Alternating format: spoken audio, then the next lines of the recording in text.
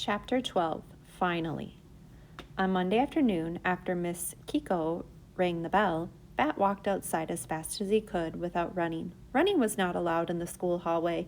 Bat couldn't wait to go home to his very own room. He couldn't wait to see the baby kit again. He had called Mom every day to ask about the kit, and she had called him each night to tell him a story before he went to sleep. But now, finally, he would get to see the kit and smell its fur and feed it with a dropper. And maybe Mom would even let him name the kit. He had thought all weekend about a good name, and he thought he finally had the perfect one. He couldn't wait to tell Mom. But Mom's burgundy station wagon wasn't in the line of cars waiting. Israel's mom was there in her tall blue van, and Jenny Pearson's grandmother was there in her little green bug. One by one, Bat watched his classmates climb into cars, blue cars, white cars, black cars, clean cars, and dirty cars. No Mom car. Suddenly, Bat felt a hand on his shoulder. It was a man's hand with 3 silver rings. Mr. Grayson's hand. "Your mom must be running late, huh, Bat?" asked Mr. Grayson. Up close like this, Bat noticed a line of hard, short little gray hairs just sprouting above his teacher's upper lip. Was Mr. Grayson trying to grow a mustache? "Mr. Grayson," Bat said, "did you know that gorillas can catch human colds and other illnesses?"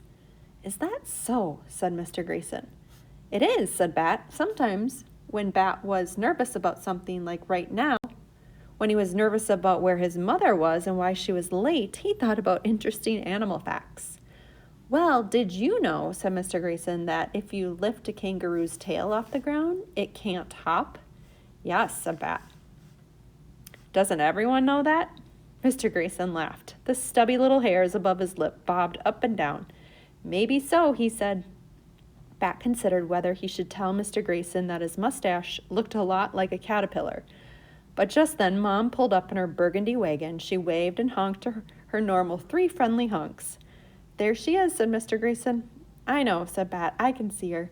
Mr. Grayson sighed and rubbed his finger along his upper lip. "Okay, Bat," he said. "Have a good afternoon." He waved at Bat's mom before walking away across the parking lot to his own car. It was a little orange coupe, usually dusty, but clean today because of the rain over the weekend. Bat opened the back door of the station wagon, climbed in, slipping out of his backpack before he shut the door. "Hello, Bat," said Mom. "Hello," said Bat. He buckled his seatbelt. "You're late." "I know," Mom said. "I'm sorry." She turned around from the front seat to smile at him. "I missed you," she said. Then she turned back around and started driving toward home. "I missed you too," Bat said. "Dad made chili and wouldn't let me watch the Animal Channel because there was a basketball game. And Janie was busy all weekend practicing that song for her stupid play." Janie loved to sing and dance and act, and she was getting ready to audition for the role of Alice in Alice in Wonderland, her school spring play. "Is she getting good at the audition song?" Mom asked. "I don't know," Bat said. "How's the baby kit? Is he at home?" "Yes," said Mom. "I set up an enclosure for him in the living room." "Like baby cakes enclosure?"